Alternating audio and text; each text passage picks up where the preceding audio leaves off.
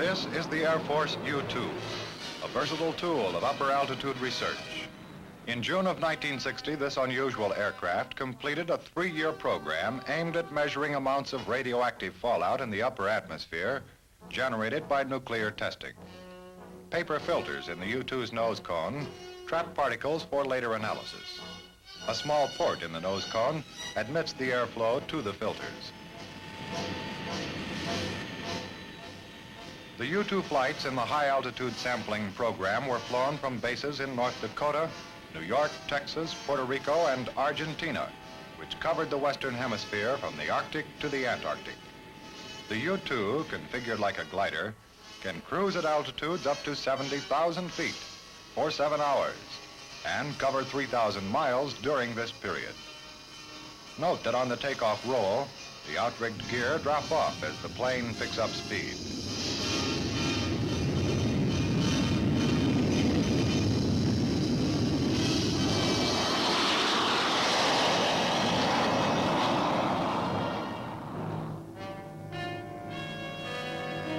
During the 3-year program, over 4,000 samples were evaluated and the findings placed in the United Nations Library. Information which the Defense Atomic Support Agency has determined will help the peoples of the world understand the unseen and needlessly feared phenomenon emitted by nuclear testing.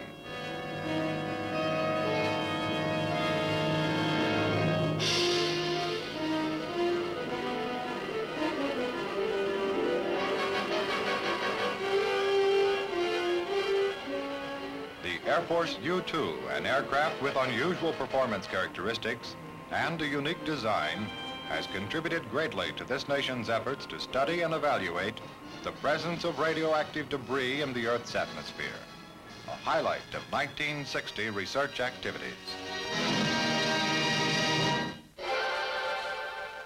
Missile research and development quickened in pace during 1960.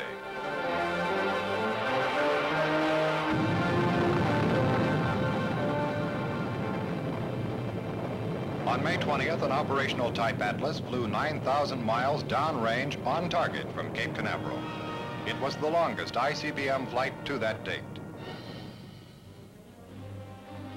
The Titan, in late stages of development, made its first full ICBM range flight on February 2nd and gave promise of a new operational ballistic missile during 1961 as the Air Force Missile Test Center began its second decade of missile testing.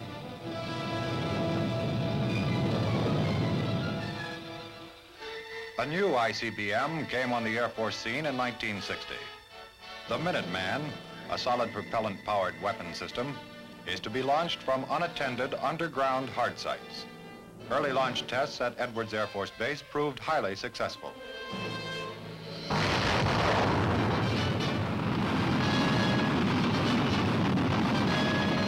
Since these tests were to study only launch characteristics, cables were attached to the missile to restrain it from flying too far.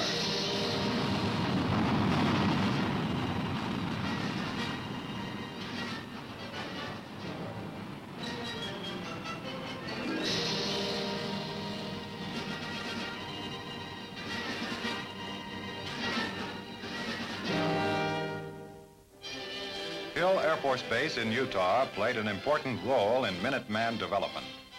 Because of its solid propellant engines, the Minuteman lends itself to a mobile launch pad concept of operation. This train is actually a test unit, which may someday deploy the Minuteman around the country on existing rail lines.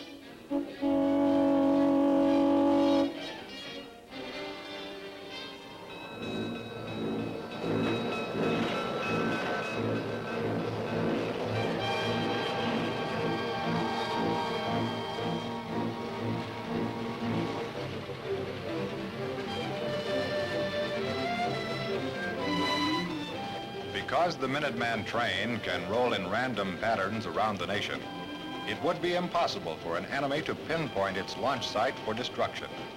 And complete communications make the system able to respond immediately.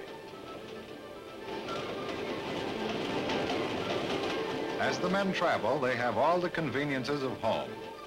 A crew of 48 Air Force and civilian technicians made several two-week trips aboard the train in 1960 to check out its systems and to determine what technical adjustments must be made before the train is ready to roll with operational missiles.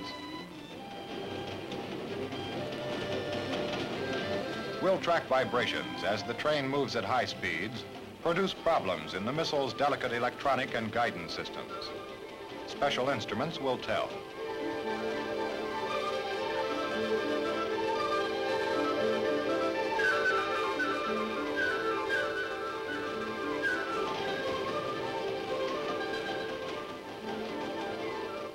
Will the train's extensive communication systems experience problems in maintaining constant contact with SAC headquarters as it flies the mountain railroad routes? Minute-by-minute contact with the command post at SAC headquarters was always maintained, and the system performed so satisfactorily that future plans for deploying the Minuteman aboard these mobile launch pads will add to this nation's deterrent posture.